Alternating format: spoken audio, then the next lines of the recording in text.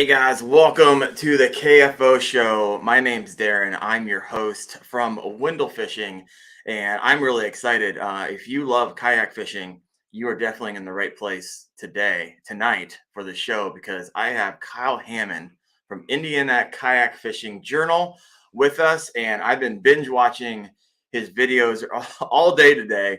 And this man can catch some fish, and we're not just talking like one species. We're talking multi-species. I didn't even know there was that many types of species in Indiana. So I'm going to bring Kyle on. Where are you at? I got to find you over here. There he is, folks. Kyle, welcome to the show, man. All right, thank you. I appreciate it. Yeah. So Indiana, when someone thinks, oh, I really need to get some really good fishing in, they're not like, hey, let's pack up the bags, let's travel to Indiana. You're my neighbor. I'm Canton, Ohio. You're in Indiana, so I fish there a lot. But I would say that you would probably refute that. Yeah, Indiana, like you said, a lot of people look at it and they just completely dismiss it immediately. But there's a lot of varied fishing in Indiana. On the very southern end of the state, we have the Ohio River, which has a ton of different species in it. And then at the very northern end of the state, we actually have a little bit of Lake Michigan up there. And then the northern section of Indiana has a bunch of glacial lakes as well, which is pretty unique for the area. Once you get to Indiana and south of there, there's not any glacial lakes. There's mostly impoundments and reservoirs south of there. But we have some really beautiful glacial lakes that are really deep and really clear and really nice. And a lot of people just don't even know anything about it. So there's a lot of different fishing from little ponds all the way to Lake Michigan, and then little tiny streams all the way up to some really great big rivers like the Wabash River Mm-hmm. and the Ohio River down south. So there's Yeah. just a ton of different places to go. And then we have a huge variety of species too. In Lake Michigan, you get all of the different trout and salmon species that are there. Mm. We have an awesome smallmouth bass fishery. Perch fishing is great. The northern pike have been coming on really strong in some of the harbors. I hear a lot of reports of people catching northern pike on Lake Michigan now. Huh. So there's just a lot of different species. The Indiana DNR does a really great job with our stocking program on Lake Michigan. One of the things that Lake Michigan, the Indiana section, is really known for are the summer run steelhead. We get Skamania steelhead, and it's a really unique fishery. A lot of times when people think of steelhead fishing, they think of late in the fall, into the winter, and then into the springtime. Right. But the summer run fish start to come into the Indiana area and then into the tributaries in June and July, and they stick around all the way from that time all the way through that next March and April when they spawn. So it creates almost a year-round fishery up there on Lake Michigan. So Lake Michigan's awesome, but they also do a great job. They have a bunch of different muskie lakes where they stock a ton of muskies. Webster Lake is probably the most well-known. Most muskie anglers, regardless of where they're from, have heard of Lake Webster or Fish Lake Webster.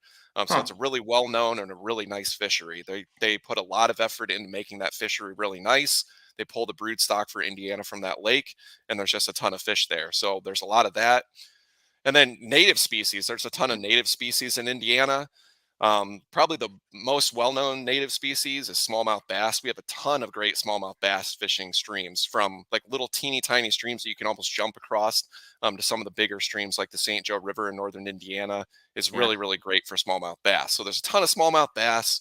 Northern Indiana has a lot of great pike fishing in the lakes and in the rivers both. So you can target a lot of northern pike. And then, like I said, when you get into the southern part of the state, a lot of the lakes are actually just impoundments and reservoirs. So you get a lot of the different species that are in reservoirs, from catfish to crappies. Crappies are a huge draw for a lot of those reservoirs.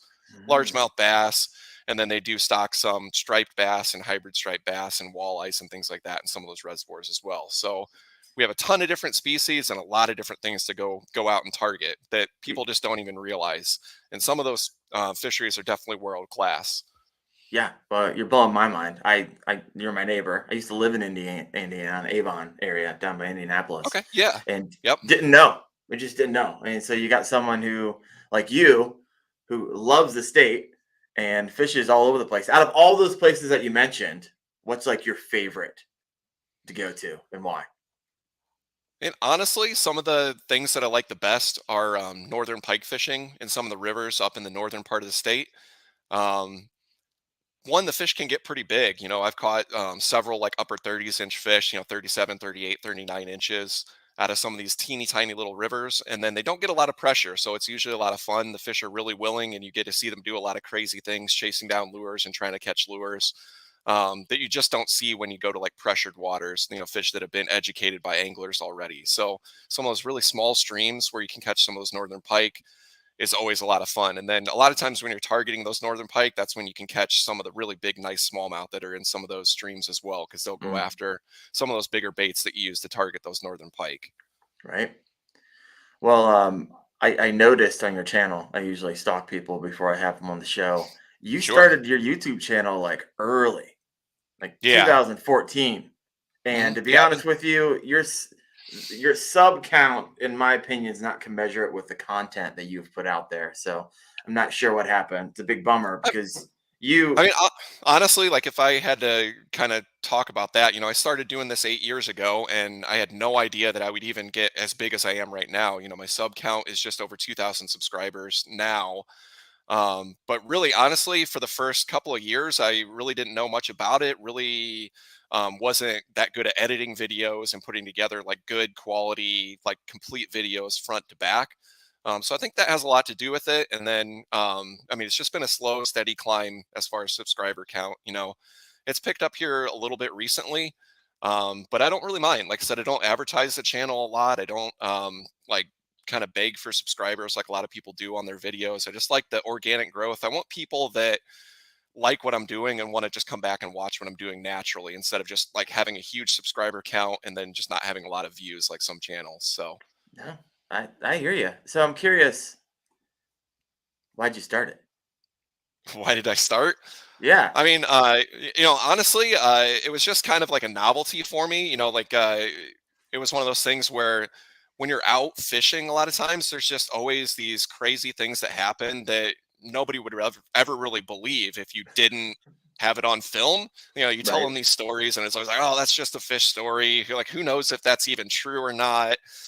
You just see fish do crazy things. You see these really cool like wildlife things happen, or sometimes like you do something stupid, like you fall out of your boat, and it's really fun to have like a clip of that, or something that you can show people instead of just being able to tell them about it. So really, when I started getting into fishing for a lot of these different species, it was really cool just to have like video of that so people can actually see what that's like. I can show my friends and my family what it was actually like to be out there and catch some of those species. And then it just kind of evolved from there. Like I said, just fishing for more species, trying to get better at editing, trying to get better at like putting together full videos, things that are entertaining people and getting people wanting to come back and watch over and over again. right. So I noticed it made me laugh when you popped on because your background is nearly the same as the video I saw from Yep, I three got my years kayaks ago. back here. I was like going back into the future there. Now I watched a bunch of your videos today. I noticed. Are you sponsored by Old Town? How's that work? Because Yeah, I see I'm it actually here. just yeah, I'm on the Old Town promotional staff. Yeah. And what that means is basically what I'm trying to do is just generate content, pictures and videos and stories and blog posts and things for Old Town. And in exchange for that, they give me discounts on, obviously boats and then some of their other merchandise and things. And then we get like a few freebies every year, like they'll send me like a sweatshirt that has Old Town on it or, something like that. So it's not like a huge commitment. It's not like really, really serious, but I really enjoy being a part of that Old Town family. Everybody's really friendly, really helpful. We try to get together and fish when we can. Anybody that's on like the Old Town Pro staff. So it's just a lot of fun. But like I said, that's the only sponsor I have. And honestly, I'm not really looking for any more sponsors. If somebody like came along and wanted to sponsor the channel, I would love that. But at the Right. same time, I'm not really searching out too many things. I don't want to take it too seriously and get too in depth with like a bunch of sponsors or anything like that. Right. So this is a fun on the side thing. What do you do for work? What I do for a living is I actually Yeah. work for Edie's Grand Ice Cream. So we Oh, make the Edie's ice cream cartons, and then we also make drumstick cones for Nestle. That's probably the biggest part of our business. We make all the drumstick cones for like the East Coast. We oh, right actually on. have some of the biggest and best high-speed cone lines that make ice cream cones in the entire nation. right here in Fort Wayne, Indiana. So what I actually do for the company is I'm the production scheduler and materials planner. So I lay out like what flavors we're going to run, what order we're going to run them in, how much of each one we're going to run. And then once I have a schedule built out, then I order like the dairy, the raw materials, the stuff like that to then meet that production schedule and then make the ice cream in the end. Right on. I think the best question today from those listening in is how do you stay so thin, so thin for an ice cream How do I say company? something? So, I've actually been working for Edie's Ice Cream for 10 years now. And actually, when I did start, I ate enough ice cream that I gained 20 pounds in the first year that I actually worked there. Jeez. Since then, I've slowed down eating ice cream. Not that I don't enjoy our ice cream. I really like our ice cream. I'd highly recommend any of our ice cream flavors and the drumsticks to anybody. But just trying not to eat quite as much of it. And then honestly, just staying active and going out and fishing when I can, taking time out of work to go do active things and just trying to work off some of that ice cream as I eat it. But yeah, we always have ice cream available. There's always something that we can eat I'd be in trouble. basically all the time if we want it. Yeah. Yeah. Oh man, I got another question here. I wanted to know Sure. when you were rolling in 2014, starting your channel, True Grit Mhm. Outdoors. What video equipment did you start with? And might as well share what yak were you rolling in back then? Yeah, so actually, you can see the kayak up here behind me. This is actually a Predator, an Old Town Predator MX. That was the first kayak that I was filming out of when I started the YouTube channel. I did have a kayak prior to that. It was actually just like a cheap sit inside $300 Future Beach kayak. I started in that kayak and I fished for that kayak for actually about 5 years to start with before I got an Old Town kayak. Hmm. Um, so like I said, I started filming in that Predator MX, and then the camera that I had to start with was a GoPro Hero 3, I believe. Ooh, oh yeah, And they're up OG. to 11 or 12 now, I don't know. But yeah, the biggest drawback to the Hero 3, honestly, was just the audio. The audio was really bad because the camera itself wasn't in a waterproof container of any kind. Mm. So you always had to have it like in that waterproof container, and that always just destroyed the audio. So um, with videos you couldn't really have good audio, so a lot of times I tried to like splice in music over the top of that and I just never really enjoyed it. So when I upgraded from the Hero 3, I actually went all the way from a Hero 3 to a Hero 8, and now that I film with that Hero 8, I love it. It's not top of the line anymore, but it's a Right. really, really good camera. It has great picture quality, and then it doesn't have to have like an outer case around it to be Yep. waterproof. So you get really pretty good audio. I mean, the audio is not great because obviously it's a little tiny mic built into the camera, but Yep. the audio is way, way better. So, Yeah. like I said, I started with a Hero 3, and then from there, like I said, I have a Hero or two Hero 8s now that I use to film. I put one usually on the front of my kayak, and then I usually wear one on my head. Well, there you go. I've tried the head mounts before. I can't do it. I run 2.7 blacks, Yeah, one over the shoulder, and once again, they're waterproof. The mic's good yeah, enough. yeah, Um, definitely. so The thing about like the head mount is after a long time, it gets really uncomfortable. The amount, I mean, it doesn't seem like a lot of weight when you put it up there to begin with, but when you're on the water, even for 3 or 4 hours, it starts to get cumbersome, and you can really feel it on your head. So. yep, yep. But So I mean, honestly, a lot of people use like the chest mounts or like over the shoulder or something like that. But I feel like the head mount really gets some of the best footage because I mean, it just captures whatever you're looking at, not just kind of what it just happens to capture what comes into the frame. You can look yeah, at whatever you really want to try to capture. So, I mean, even though it's uncomfortable, I always like that just because I feel like it gets some really good footage. I might have to try it out. I have a chest mount, and I run an extension that's probably 4 or 5 inches, so it is a little bit higher. But like you Yeah, said, I'm looking The over thing about here. the This chest mounts is like when I watch YouTube videos when people are fishing and they have the chest mount is their hands are like always like in the way. You always like get great shots of like somebody's arm or like their reel or their rod, and it's just like, all right, well, like, I can't actually even see the fish because all I'm seeing is your arm or the rod or the reel or whatever. So like I said, I feel like just having it right there on your head is such a great vantage point. Usually your head's a pretty stable part of your body too, so you don't get like a lot of shaking and movement as much. Yeah, that makes sense. All right, so let's hop into some meat here. Um, Sure. Yeah. let's hop into some fishing. I watched a video of yours, and you're fishing for spotted gar. Yeah. Those things are awesome, by the way. And you Yeah. missed the state record by Mhm. ounces. Tell me that story. How do you fish for them? How do you target them? And the lures you use. Just take me on a deep dive because man, I'd love to catch one, they're Yeah, probably yeah. around me. So, spotted gar are actually a really interesting species. There's parts of Indiana that have them, and there's a great big chunk of Indiana that doesn't have any of them. A lot of our glacial lakes up north have a lot of those spotted gar in them, even down to like the really small little glacial lakes, and then some of the really big ones. They're kind of a tough species to catch, honestly, because their mouth is 100% bone. I mean, the mouth is all bone, and then they have just rows after rows of teeth in there. So really the hardest thing with spotted gar is actually just being able to get them hooked. I noticed Um, that you kept on yeah, missing your yeah. hook I mean, set. You're like, dang it, and, dang it. and yeah, and I mean, honestly, I don't show like even a lot of those ones that I miss just because you don't get like a good shot of them. There's really nothing you can see.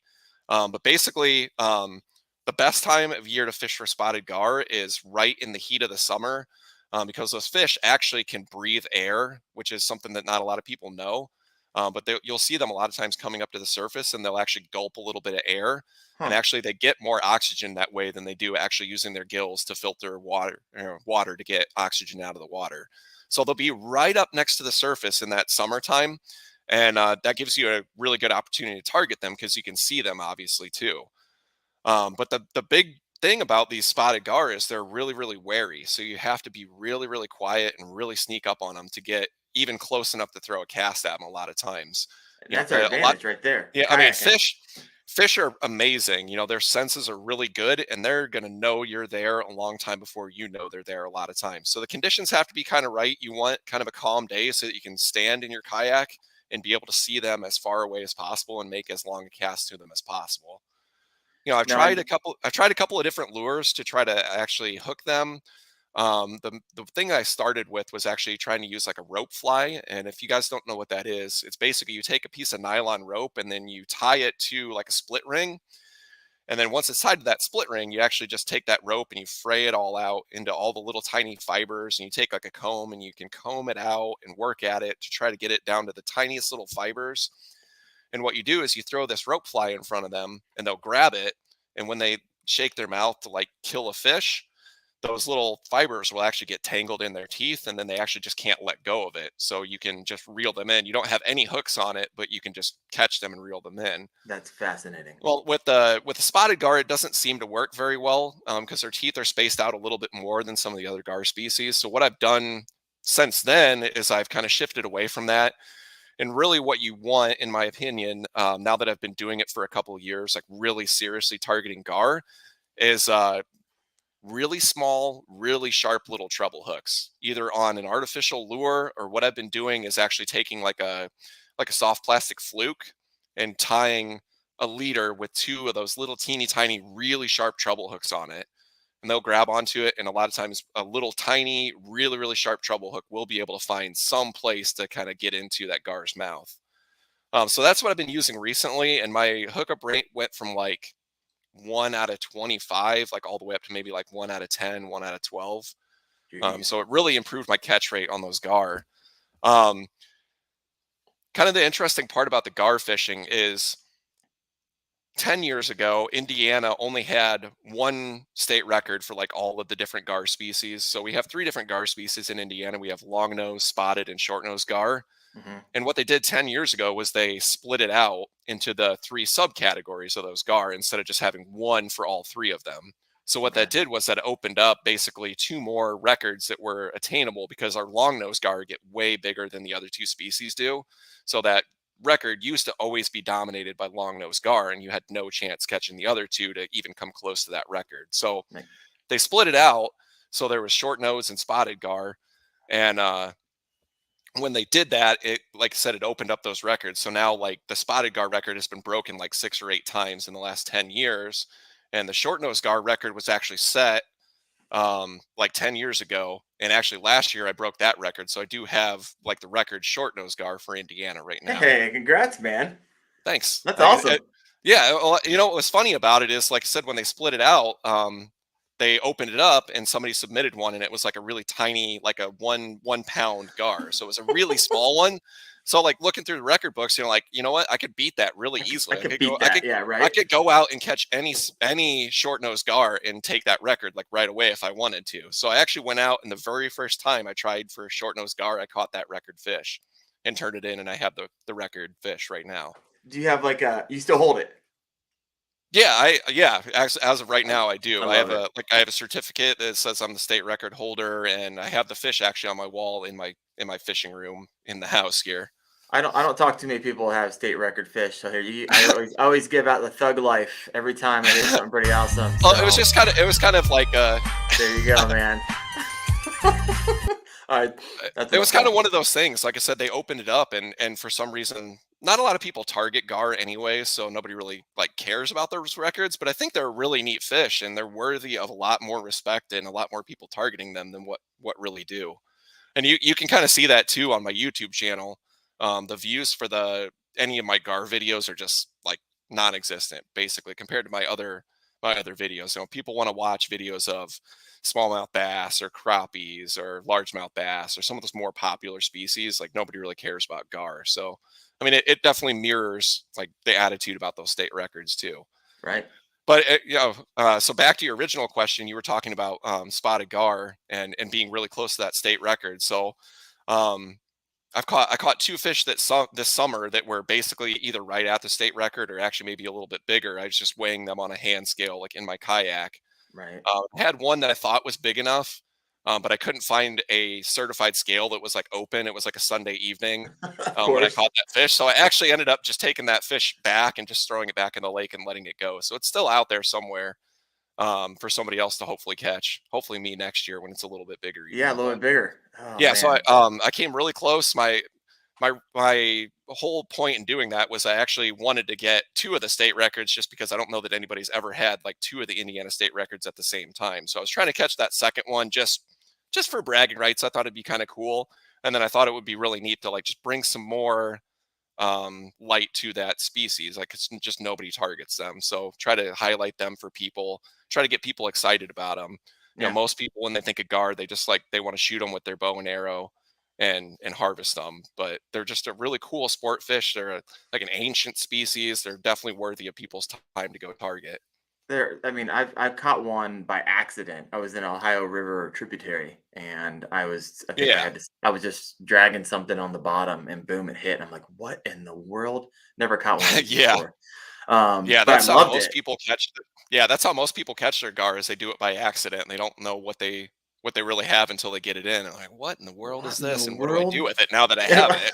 it? And their body is just like absolutely hard as nails. I mean, it's just rock hard, and they have these big diagonal scales that can cut your hands when you're trying to hold on to them, and they just have all these teeth. They're just this really cool, just badass fish. They're just an awesome fish. I I saw you trying to keep a hold of one. Just powerful. Oh, they're straight muscle from their head all the way to their tail. So they are extremely hard to hold on to. Really, I think like you just need to hold on to them like by the beak and then just like get them underneath maybe to hold on to them. But I was trying to be nice to them so I can let them go and not really beat them up too bad. But yeah, they're straight muscle. You cannot hold on to those things if you tried. So when I was watching you fish for them, when you target them, it looked like you were pulling them out from the pads and shallows, not pads, pulling out from like a mat. Is that what you were doing? Or did I read that right? No, I mean, honestly, it just depends. Sometimes they're like in the weeds, like thick into the weeds. But a lot of times when they're out, like in the evening, you'll just see them out in the middle of the lake, like just right under the surface, but over 40 or 50 feet of water sometimes. They're just like, it's totally random, just wherever they want to be. They're this far under the surface, and you can see them, you can find them, and you can catch them. It doesn't have anything to do with them being right in the weeds at all. They could be All almost right. anywhere. It's really, Nice. really pretty interesting. It's really unique. I don't know of any other fishing that's kind of like that. Nice. All right. Well, Gabe, if you guys are listening in, I got Indiana Kayak Fishing Journal with us, Kyle Hammond. And if you got a question for him, go and throw that in the comments. I'll go ahead and bring it over. I see a bunch of conversation taking place, but they're not questions yet. My wife is actually oh, from Indiana. She's a born and raised Hoosier. I see her and Fishing with Gramps going back and forth. My wife actually made, see a sign right here. She's a woodworker, so she made that for Awesome. me. It's all out of wood, but the light's on behind it, so it's pretty rad. So I think some people are talking about that. But um, another question for you: walk me through your kayak, your setup, and geek out. Like, what are you fishing now? What do you have? What do you love about it? And if you could change anything, and like if you were Old Town, what would be some potential upgrades you would like to see in kayaks in the future years? Sure. Okay. Like I said, actually, the two kayaks that I fish out of almost 100% of the time are right here behind me. I have a Old Town Predator MX up top, and then I have an Old Town Predator PDL right here behind me. Okay. I've Um, seen you pedaling around that guy. Yeah, for the most part, I use the PDL, but there's a lot of times where like I'm in shallow water or in some of these really skinny rivers where this Predator MX is just perfect for that situation. So a lot of times I'll use it when I know I'm going to be in really shallow water. The vast majority of the time, though, I really prefer this Old Town Predator PDL. Um, when I started kayak fishing, I mean, I never thought I would be as far into it right now as what I am. I always just assumed I would just be doing some of the things that I always had been doing when I was younger. Fishing for panfish and maybe some largemouth bass, smallmouth bass, that kind of thing. Hmm. But getting some of these different kayaks has really opened up a lot of different avenues for me, a lot of different things that I can go and target. I feel perfectly comfortable with this Predator PDL, being out on Lake Michigan, even in some pretty good sized waves. So like I said, the big motivation to get into kayak fishing was really just to open up more opportunities. There's only so much you can do from the bank for a lot of different species. And I didn't at the time really know anybody that had a boat or anything. So I bought a kayak really just to open up all these different opportunities. I know there was a lot of different things that you could go do if you could just get on the water and get to the fish. And I think that's what a lot of people really like about kayak fishing. That's like the big draw. It's not the most expensive thing to get into, but it really Right. opens up just a ton of possibilities. You can go as far as you want with kayak fishing. You can really get into some really awesome things and do some things that you would never think possible when you first start into it. So that being said, I started off with a like I said, the Old Town or the Future Beach 103 is what I had. So I had like a 10-foot Future Beach kayak, a paddle kayak, and that's what this Predator MX is just a straight paddle kayak.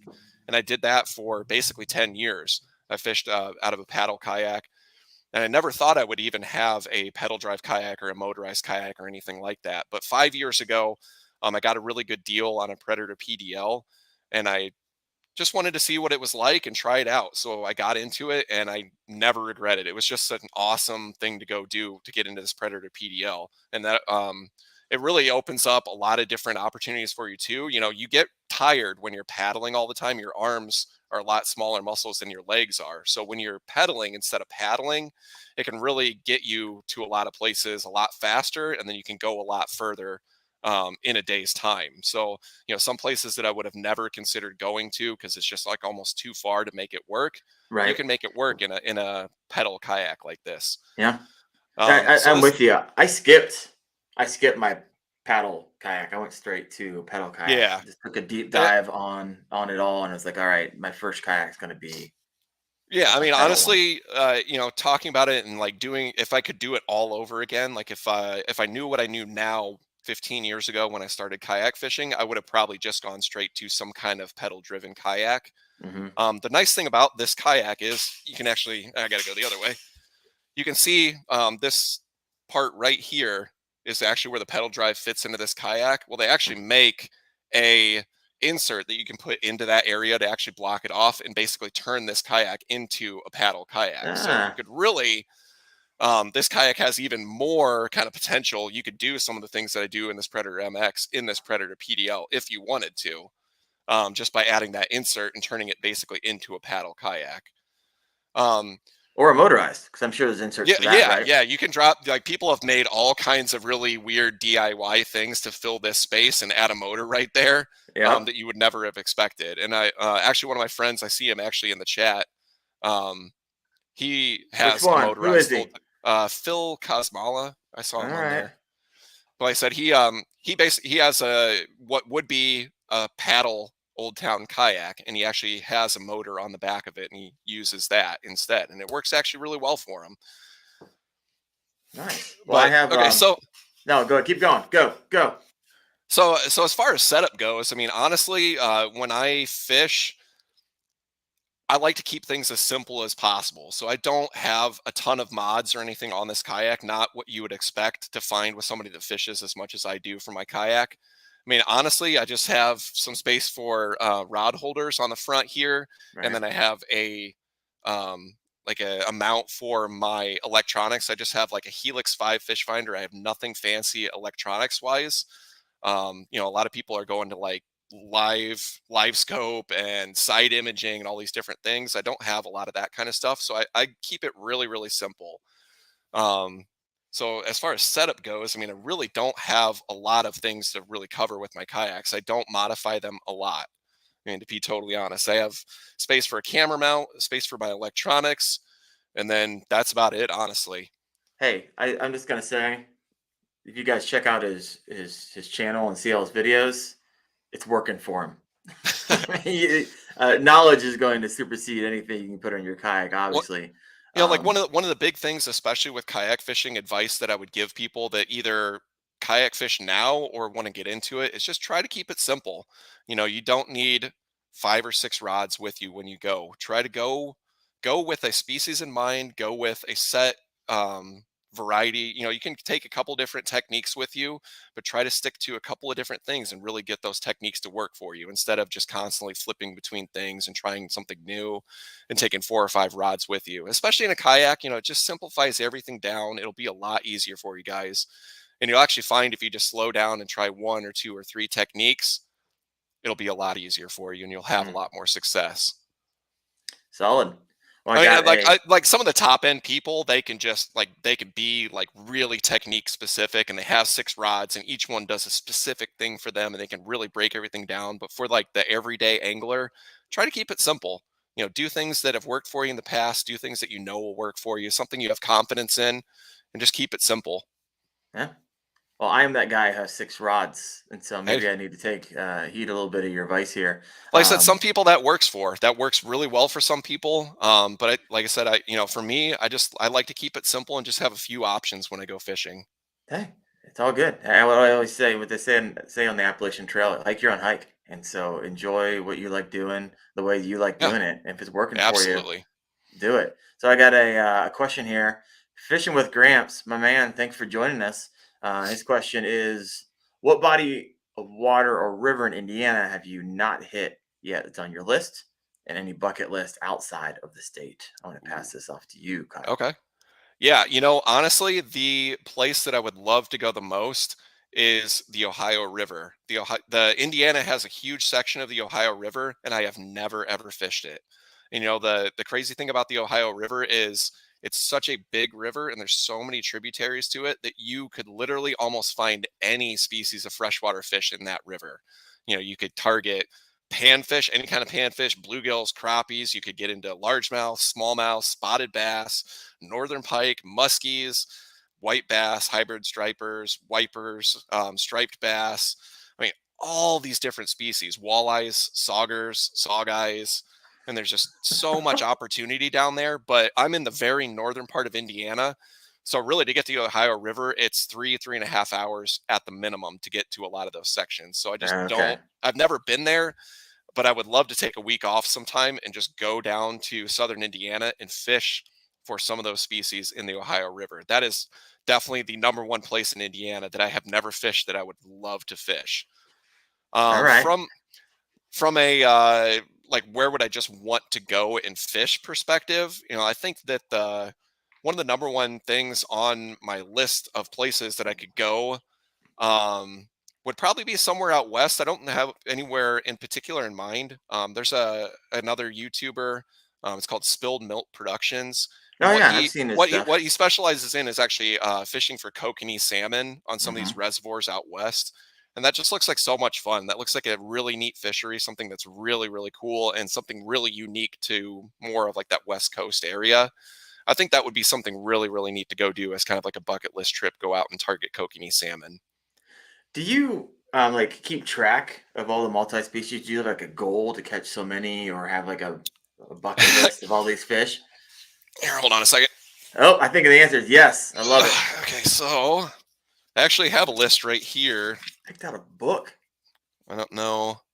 Oh, I can see it. Oh, come on now. All So right. I actually have a list of all the different species that I've caught and put on the channel. You know, like all the different game fish species, and then I also have a list of like ones that I want to get on the channel, different species that I want to go out and target and try to catch. You know, this year I got a couple of different ones off my list. The big one was I had never caught a king salmon for my kayak, Oh, so you're in and Lake Michigan. yeah, Lake Michigan is obviously the closest and probably most well known place to try to get a king out of your kayak. And I actually did manage to do that this fall for the first time. I caught two kings back in September. So, like I said, I do have a list of like all the different species. According to this, I'm up to 30 different game fish species like on the channel. So you can go to my YouTube channel and see 30 different species of freshwater fish from Indiana on the channel.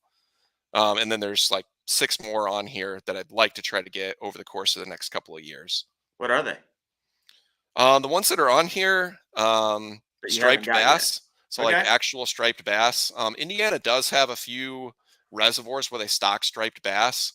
They're obviously not native to this area. They're native to the East Coast of the United States. But they do have some really good fisheries, and there's some really good fish, like over 20 pounds, available in some of these reservoirs for striped bass. So that's something I'd like to go do. It's just something that I haven't carved out time yet to go do. And then some odd species, you know, like pickerels. You know, Okay. pickerel is kind of like a northern pike, but just smaller. And I've never really targeted them, but some of our lakes do have some of these pickerel species in there. So I'd like to try targeting some of those. Even though like nobody really fishes for them, I just think it's really cool to like just go target new things and always try Right. something new and try to figure out how to get on some of these different bites. Also, one of the things that we don't have in northern Indiana is spotted bass. Like I don't have any spotted bass that I've ever caught. All So it'd right. be cool to go like, and that one would be relatively easy too. I just have to go to the lower half of Indiana to try to find some spotted bass. Those are some of the ones that I have on the list that I'd like to try to get checked off here in the next year or two. Yeah. So I'm going to ask a question here in a second, but this is a question for our listeners. Yeah. Um, I want to, if you have a fish that you want to take a deep dive on, whether it's northerns or muskies or whatever, go ahead and throw that in the comment section. We'll circle back in a second after I hear an overwhelming response, and we'll have Kyle kind of take a deep dive, show you how he catches them. Hopefully, maybe something you'll be able to do. Well, we're kind of frozen chosen right now, but maybe here in the spring or maybe even right now. But I'm curious, what are you targeting right The now? Pokemon approach. Somebody says the Pokemon approach. Got to catch them all. Sure. That's how I roll. I like to try to get all the different species. It's kind of fun. Love it. So, are you targeting anything right now? Yeah. The big things that I'm targeting right now, we have a couple of reservoirs. We're really lucky. We actually have three reservoirs, like one after another, three in a row, going down the Wabash River. There's one called Roush Lake, there's one called Salamone Lake, and then there's one called Mississinawa Lake. And one of the big things to target in those lakes is crappies, black crappies and white crappies. Mm, That bite really comes on. What they do with these reservoirs is they use these three reservoirs to regulate the flow in the Wabash River. So they try to keep downstream areas from flooding by holding back water. And then when it gets to like drier times of the year, then they let some of that water out. And then over the summer, they bring them up to what they call summer pool. And then you can, you know, boat on them, swim in them, that kind of thing. And then when they get to wintertime again, they actually drain them back out to add capacity so that when you get rain and snow, those reservoirs can then fill back up and have enough capacity to hold back water again. So they use them to control, like I said, all the flow in the upper Wabash. And what they do is October 1st, they start drawing those reservoirs down. hmm So between the water level all of a sudden starting to drop and then the weather obviously turning colder as we get further into fall, it really gets the shad feeding and it gets the shad to come up shallow. And then all the species in these reservoirs are chasing those shad all the time. So including those crappies. Those crappies come in after the shad. So they come up really shallow. And it actually makes them a lot easier to target and a lot easier to catch because obviously they're not suspended out over deep water. They come in, they get on cover, and then they're chasing these shad. So they're hungry, they're aggressive, and they're right there where they're easy to get to. So the last month here, month and a half, I've really been targeting crappies a lot. I think they're just a lot of fun to catch. I mean, I've caught a ton of different species at this point. You know, nearly everything there is in Indiana to catch, other than a few things I still have on my list there. But there's something special about fishing with like a little bobber and a little jig, and just watching that bobber drop and then swim away from you before you get to set the hook on a crappie. That's always so much fun. So I always look forward to it every year. It was one of the species that actually my dad started me fishing on when I was a little kid, was crappies. So like I All always right. have like some sentimental value there too. And then I always try to get my dad out to fish a couple of times in the fall for crappies too. He makes So some there, cameos in your videos. I saw him. yeah, They're picking yeah. up some fish, I and your try to get, wife, right? Is yeah, that what I saw? I try to get a lot of friends and family out fishing while I can. You know, I take my dad quite a bit. I take my father-in-law quite a bit. My wife goes a ton. She loves to fish whenever she can get out and get after some fish. So, And when I like I come said, to Indiana, you're gonna take me out a bit because absolutely, I need yeah, some of these anytime. fish that we're talking about. Oh man, I love it. So when I was watching, I think I was watching some of your copy because of the most recent Yeah. videos, hmm and Yeah. you were targeting looks like some standing timber, hmm and that's where you're Yeah. picking them off at. What were Yeah. you So, using? Was it live bait? Did I see a live minnow? so yeah, hold on just a second. Yeah, we got a second. I want to go look at these comments real fast. All right. I actually have some of my stuff right here, so you can actually see what I was using. You can see Oh, there you go. just, All right. yeah, it's just a little jig head with a little soft plastic body on it. There's a milli different variations of this stuff that you can use, and they'll all work this time of year. Anything that's kind of like that 2 inch long and kind of looks like a minnow will catch Mm-hmm. crappies this time of year. And you just you can play around with color, but just stick to that like 2 inch size range, and you'll catch a lot of fish. Right on. But yeah, so like I said, you're targeting those fish are up shallow, just looking for shad. They're just chasing all these shad around constantly. So anywhere that you find shad, and a lot of times around cover, that's where you're going to find them. So like you said, that standing timber, a lot of these reservoirs were impounded 60 years ago at this point in the 1960s. Mm-hmm. So there's still a lot of that original wood that used to be in that old river channel that got flooded and killed that is still in there. So there's tons of different laydowns, there's tons of different stick ups, there's tons of standing timber that's still out there in all these reservoirs.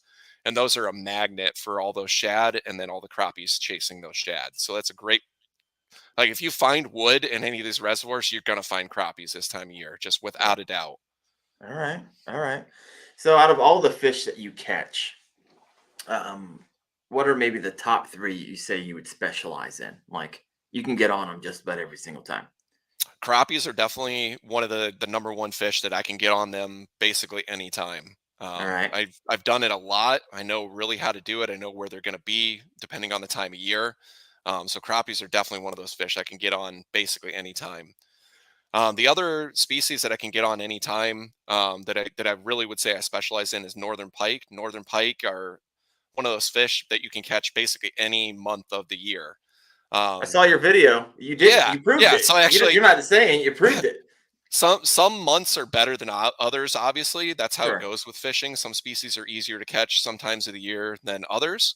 But northern pike are one of those species that you can actually target every single month of the year. So I actually have a video where I caught at least one pike every single month of the year.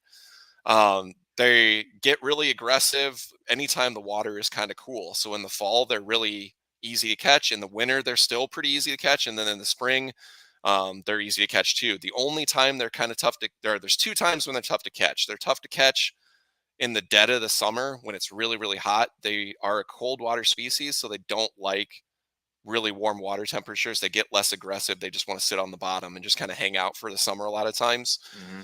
And then when they're spawning, they get really tough to catch as well. So like a lot of times in that early March timeframe, right after ice out, they're tough to catch as well because they're just interested in other things, not interested in eating so much.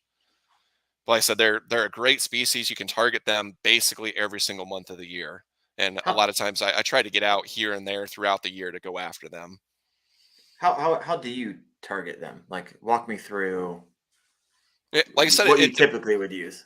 yeah, so it Lure with. depends on the time of year. When the water is warmer, you're generally using faster moving presentations.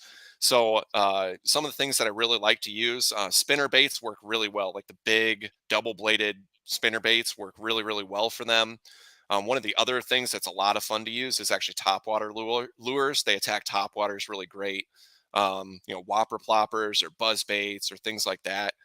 They're perfectly willing to come up and just absolutely hammer those things. If you get a Mm, pike on topwater, you're going to know it because they just explode on them. So that can be a lot of fun.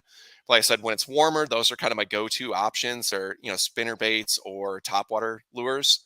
hmm When the water gets cooler, you can kind of mix and match. You can still use spinner baits basically all year. They'll still target them. You just want to slow them down a little bit more.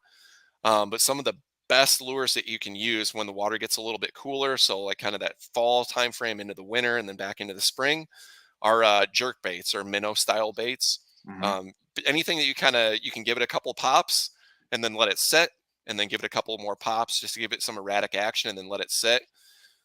So it'll be darting around, and then when it actually stops moving, they'll just hammer it. So mm, 100% of the time when you stop moving the lure, they'll hit it. So really, you want to pay more attention to the pauses that you're giving your lure more than like what movement you're giving that lure. right. The You action. really want Yeah. those pauses, and kind of the longer you can wait in between pauses, sometimes the better, because they're just sitting there looking at it, and it'll move, and then it stops, and they seize their opportunity and just come up and grab it. Yeah. Can't help themselves. I was up in Yeah, Michigan. basically, yeah. I mean, Yeah. pike are funny like that. I mean, if they can get a meal and they think they can get it easy, they're going to take the opportunity almost 100% of the time. They're not like other fish that sometimes will ignore lures. Almost every single time, if they can get something to eat, they'll take it. Hmm. I was up in Michigan Get a drink of outside of. water real quick. No, you're fine. I was up in Michigan outside of Detroit, and um, I was. I knew there were pike in there. I did the research on every lake I go fish before I do it. So I was like, all right. So I put on a owner flashy spinner. I think it was a 3-aught with a 4-inch Kayak, and I threw Yeah, it over these pads, and just the second it hit, just boom, just smashed it. And so I don't catch pike too often, so it was a lot of fun. We don't yeah, have a lot of them around here. We have 'em some. yeah. I You was have some. Yeah, I've heard of right. stories of some of the tributaries, so like Lake Erie having pike in them, I, and I some of think the some of lakes. my lakes and ponds around where I live have some. I mean, I Hmm. will. I always know it because when I'm fishing for bass, I set the hook and it goes ping, and Yeah. just cuts it in a hot second. But Being where we are, we're actually kind of at the extreme southern edge of the pike's range.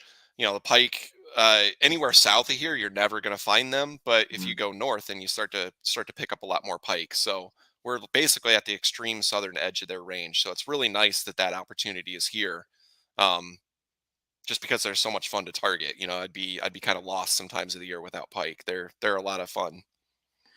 all right. Well, we got. I am here with. If you're coming in a little late, I know people pop in and pop out. I'm with Indiana Kayak Sure. Fishing Journal, Kyle Hammond. If you haven't yet, go check out his YouTube channel, and I will ask you to sub because you've heard his stuff and he knows what he's talking about. So go do that. But right now, I'm going to switch it over to the lightning round. So Kyle, I'm going to ask you 5 questions, and I want one-word answers, and Okay. we'll go around to some of them. All right, you ready? Sounds good. Sure. How many times a week do you fish? One time. 1 time a week. All right. Uh, Yeah. if you could only fish with one lure the rest of your life, what would it be? Honestly, a jig head and a twister tail. All right, right on. Simple gets it done every time. This might be hard for you. If you had to target one species for the rest of your life, what is it? I haven't talked about them much, but smallmouth bass, All right. Well, we'll pound for circle around. pound, great fighting fish. Yeah, they're a lot of fun. All right. Number 4, favorite YouTube channel out there. Today's angler, Today's they're angler. they're Okay. a musky fishing channel, but yeah, they're a lot of fun to watch. I like watching their channel. Right on. And at number 5, largest fish cross species that you ever caught. Uh, you know what? I don't know the answer to that. I think that probably one of the king salmon I've caught on Lake Michigan was probably the biggest, 25 pounds. Oh, all right. That's upper. I Yeah. mean, I know they can get up to like 30, 32, right? Yeah, I would say like a top end fish a lot of times would be about 30 pounds. They Yeah. do get bigger than that. Like the Michigan state record was just broken last year. So they get a lot bigger, but most of the time you're not going to catch them too much bigger than that. Hmm. My uncle has he goes out. He has a boat and he goes king. salmon fishing on Lake Michigan all the Yeah. time. It takes me, and Yeah. I absolutely love it. There's nothing like the sound of that rip and the fight of a 25 pounder off your kayak. Oh That would yeah. have been an Like absolute yeah, blast. it doesn't get any better than that. Like I said, some of those species are just so cool. I mean, Well, honestly, yeah, thinking back on it, I don't know that I've really caught anything bigger than that. Um, yeah, I don't think so. That's how probably the far did it biggest thing I've run, caught. and how long do you think you'd bring it in? Yeah, so I caught it on actually lead core line. I don't know if you know what lead core is. It's basically braided line that has a thin strip of lead on the inside of the line, and To make it sink then into every the 10 yards has a different color. So there's um, you can kind of meter it out. So you can let out more line to try to get deeper in the water column, or less, Mhm, obviously, to stay higher in the water column. And I caught that fish on a 10 color lead core, which gets down probably about 40 feet in mhm. the water column. And that fish, when it hit, took like 150 feet of line immediately. And then I was reeling it in, and I got it almost all the way in. Basically, I had like 9 of the 10 colors back in, and I thought it was going to have him licked at that point. He turned around and went the other way, and he took all of them back out again. So, I mean, I don't know exactly how far that is, but it's a long, long ways. Jeez. I had that fish on for probably 30 minutes before I got Yeah. him landed. Ugh. Yeah, I mean, it takes a long. I mean, those fish are just full of energy. It takes a long time to land them, especially in some of that colder water, like on Lake Michigan in the spring. Yeah. Speaking of, I just booked Shy City Yacker, Oh who yeah, yep. just does it. I actually He's just kind of, fished with him in September. oh, you did? All right. Got Mhm. him on a show coming up here in a Awesome. few weeks. Yeah, So yeah. is He's a that who good you? guy. I would recommend him definitely. No, right on. I like it. I like it a lot. All right, so let's circle back. I fish smallmouth bass, but I don't do it for my kayak. I just do it Sure. river wading in Pennsylvania. Mhm. But since it's your favorite, let's spend a little bit of time there. Walk me Okay. through kind of how you do it from a kayak, where they're at in the state where you're at. I'm just really curious about. Yeah, some of the places that have really good smallmouth bass in the area around Fort Wayne are a lot of the smaller little creeks. So that's where I'm using this Predator MX kayak to get at Mm, some of those fish. Really, you just need to find a place where you can launch. Usually either public access sites or like bridge crossings, somewhere you can get on the water, and then you just want to kind of sneak around and find the deeper holes in some of these small tributaries to some of the bigger rivers that we've got. And then some of these small tributaries don't look like much. Like it would be something that you would just drive over in your car and really not even give a second glance at. You would just drive over it and forget about it. But some of those places have some of the best smallmouth bass fishing in them. I don't think a lot of people think about it. I don't think a lot of people try them. right. And that's where some of the best fishing's at. Some of these smaller creeks, Indiana doesn't have the best track record with like taking care of their streams to try What to do you keep them mean? from. Well, a lot of the streams in the area have been dredged and straightened over the years. So instead of like the natural kind of curves of a normal river, they're a lot of times dead straight. They put like big berms on both sides of them to keep them from flooding, to keep them from flooding out into farm fields and things. Not a lot But of places to hide for yeah, a smallmouth and live. some of those streams actually have some of the best smallmouth bass fishing. And you wouldn't think that they would. You would think that like a more natural setting would have more of those fish in it. Right. But sometimes that's just not the case. Some of these places with these big berms, they have a lot of weeds and things along the sides. So those fish get a lot of like bugs that happen into the water, a lot of frogs. I actually caught a smallmouth bass once on a topwater that had a mouse halfway down its throat, and it had its like the mouse's tail sticking out of the You mouth. got on video? Uh, yes, actually, I think I do. I don't That's remember awesome. exactly which video it's in, but I know that that happened. So these fish have a lot of different opportunities. Like they have a lot of crayfish in them. These little streams have a lot of Right. things that they can eat off the bottom, and then sometimes too, some of these things have gizzard shad in them too. So I mean, they just have a ton of different things to eat, and really all they need is 4 or 5 foot of water over the winter, somewhere to stay when it's cold, and they can live the rest of the year and eat all of these things. And they have so much to eat that they grow faster and they get bigger than a lot of the other places that you would think. Wow. So like I said, I'm using this Predator MX to sneak into these little spots, and you just want to go as slow as you can and just try to sneak up to some of these little bit deeper spots that are in some of these really small tributaries. And really, you're just trying to mimic whatever they're going after during that season. So sometimes during the height of the summer, some of the best things you can use are like some of those topwater lures where Yeah. they're imitating either bugs or frogs or things like that that just happen into the water. When the water gets a little cooler, sometimes swim baits and jerk baits work really, really well when they're eating some of those gizzard shad and some of the other small minnows and things that are in the stream. So I said it just depends on the season, just like everything else. But some of the best success that I've ever had have been targeting those places that other people just don't even give a second glance to. If you ever drive over a little river or anything like that, and you ever think like, what, I should go fish that sometime, go do that, because honestly, that's how I found some of the best fishing that we have in the area. Is just, what, I'm gonna go try that just for the heck of it. I always thought it looked kind of good, but you never really know until you go. But honestly, some of those places are like just absolute gold. Where nobody else is fishing them. The fish are aggressive. They haven't ever seen any lures. Chomping And on sometimes they get everything. really big in there. Yeah. Right. Try to do something off the beaten path. That's one of the things that kayaks are really, really good for.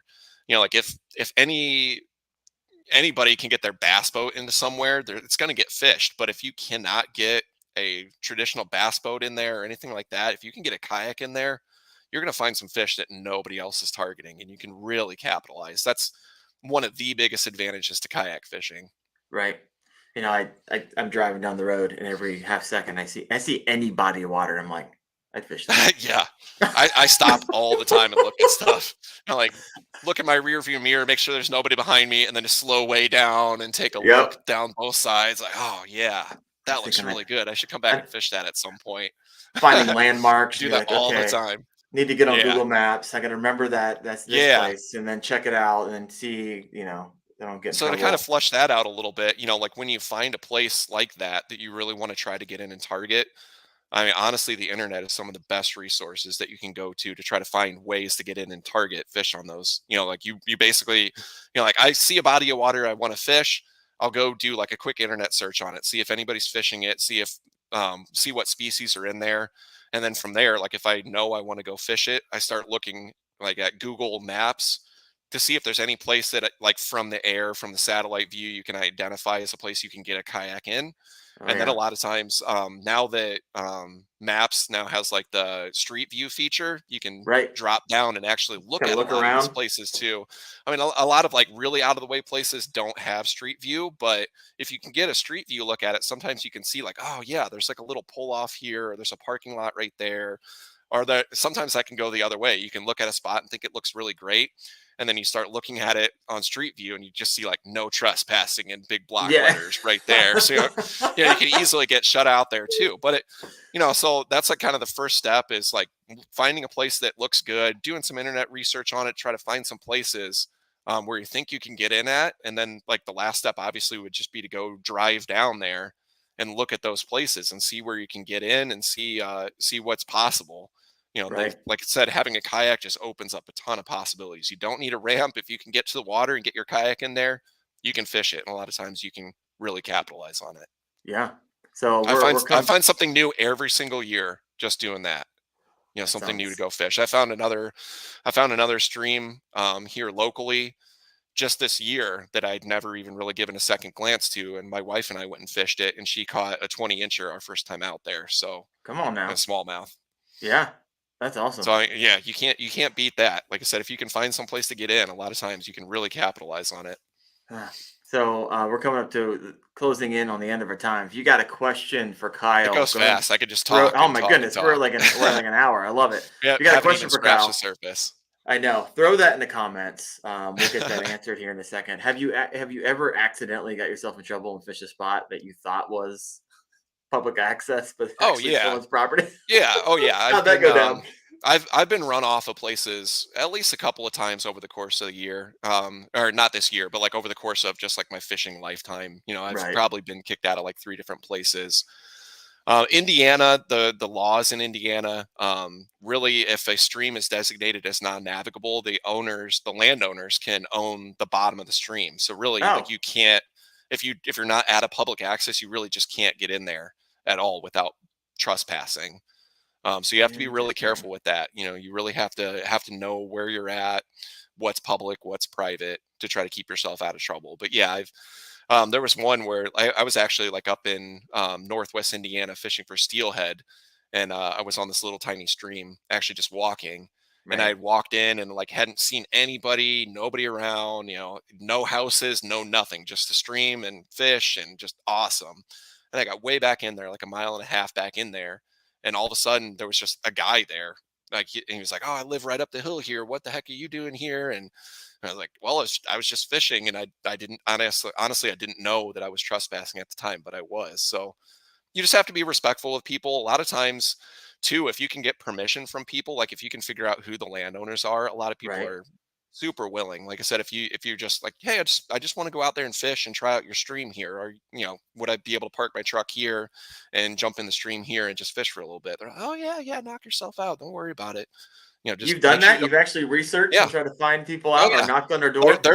there's a tributary, like 20 or 30 minutes south of here, where I went around and knocked on doors and just got permission from people so that I can just go back and fish. And like they'll be out farming, and I'm like, "Hey, how's it going?" And they're like, "Yeah, hey, I remember you from a couple years back." It opens up a lot of possibilities. Just be Right. respectful, of people. It never hurts to ask. If you don't think you're going to be able to get in otherwise, just go ask. Yeah. People are pretty good about it a lot of times. If you just say like, "Hey, I just want to fish your stream here." Yeah. I'll throw them back. Just, Yeah, yeah. I Well, a just, lot of people too. You'd be surprised how many people are like, "Oh, are you going to keep all the fish out of my stream?" I'm like, "No, no. Like, I just want to catch some if I can." "Oh yeah, sure, go ahead." yeah. I love it. All right. Got a couple questions here. Sure. I don't know if we have time for them. I'm going to take one from person. Person, I love your YouTube handle there. Um, Snakehead. I'm sure you No, have. No. no, I haven't. You got to come over to Um, Ohio. I catch those things all the time around here by we accident. don't have them around here. I don't. Do you guys have them in Ohio? We do. Okay. Yeah, I fish Yeah. Mogador Lake and I pull them Huh. out. Yeah, we don't have any snakehead in Indiana. Definitely not any fishable populations. If we do have any, like the Indiana DNR doesn't know about them. Right. But, the closest thing we have are dogfish bowfin. They look really similar. A lot of people confuse those two species. I have caught some pretty big dogfish, but I've never caught a snakehead. Nope. You know what? I might It's be it's like, confusing the species now that we're thinking about it. yeah, and that I might. caught I mean, dogfish. to go back to one of the earlier questions, that would be honestly, that would be one of those kind of bucket list trips too. Would be to go to like southern Florida, That's take what the to say. kayak to That's southern southern Florida, Florida and fish. fish for Right. snakehead and peacock bass. That would be an awesome trip. That That's is something I've on wanted to do. that's on my list. We just go down there together. You got to And go then, pretty southern. then as like a aside to that, I one of the things that I've always wanted to do since I was a little kid. This might change my answer from before for like bucket list trip from kokanee salmon, but one of the things that I've always wanted to do is go to like southern Florida, go to the Gulf of Mexico, and fish for sailfish from a kayak. Oh, I think I think that would be the coolest experience that you could get in a kayak, would be to catch a big sailfish I from a bet. kayak. And if I'm not mistaken, the fastest fish on Earth. They're extremely fast, yeah, I think it's the fastest fish that are and out there there. are people that do target them and do catch them from kayaks, and it's just like, whenever I see a picture of somebody with like a big sailfish, like Yeah, they're just draped like over the side of the kayak, I'm like, draping it over the. wow, Yeah. wow, that is so cool. I would love to do that one day. Can you Yeah, imagine that sleigh ride that and would how be a long that would bucket go? list fish for sure, without a doubt. Someday, Kyle, we'll do it Mhm. someday. Last question for you. Um, who do you know that I should invite on the show? Anybody?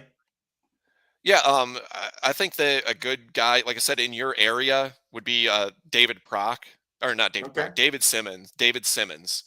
He has a Facebook page called "Where's the Fishies," but Solid. he does a ton of different species. He's also a multi-species guy. Like I said, he specializes in muskie fishing. He's been like just tearing it up this fall catching muskies. He's caught, I don't even know how many muskies in the mid 40 inches from his kayak this fall. Jeez. And then they do a lot of steelhead fishing, walleye fishing, perch fishing on Lake Erie, in the Cleveland area. Oh Like I yeah. said, he would be a great person to have on. He very knowledgeable, and they target some really cool species over in that area. I like that. He's only an hour away. Speaking Yeah, of Lake close by. Erie, personal best, not personal best, lake record for Smallmouth was just caught recently. It Oh was over yeah, I 10, saw over that. 10 They're, pounds. over 10 pounds. Jeez. Unbelievable. Like I said, Football. I've caught what I've thought were some really big ones, and I bet they just barely scratched 5 pounds. I Yeah. don't put a lot of stock in like weighing fish a lot of times, but I mean that fish is more than double anything I've ever caught. That's just incredible. Oh, I Never need to seen get up anything there. like it. It's an hour I away mean, from me. yeah, Why am I it not is fishing it? it is not very far away. You could easily be that person if you were out there trying for them. I know there's some huge smallmouth out there to go along with all the walleyes and perch and everything that people target out there. I need some buddies to put me on them. I'll find Yeah. them. Maybe this is the guy. So, Like I said, look up David Simmons and John Prock are the two guys up in that Cleveland area. They really know what they're doing. They're excellent kayak fishing guys. right on. Well, if you haven't checked it out, Indiana Kayak Fishing Journal, give this man a sub and watch some of his videos. You'll learn a ton. Hopefully, this has brought you value. Kyle, thanks for being on the show. Appreciate it. And All right. yeah, you rock, man. Appreciate it. All right. Thanks for having me. I really appreciate the opportunity. All right. Thanks for talking with me. Like I said, I could talk for 5 hours about fishing. I just love it. So No, I thank you love very it. Next much. time that I'm in Indiana, or if you ever come over to Ohio, the Canton area, we're gonna Yeah. connect. Yep. Look me up. Like I said, All right. definitely hit me up and we'll get out and we'll target something different for you. We'll find you some species that you've never caught, or at Love least it. never caught from a kayak. I want a spotted gar. Let's do it. All right. All Come do it right. next summer. June and July. All right. I'll be there. All right, Okay. boss. You have a Sounds good good. one. Thanks everyone for listening in, and we'll see you next Tuesday night at 8:30 p.m. All right. You guys take care. See you.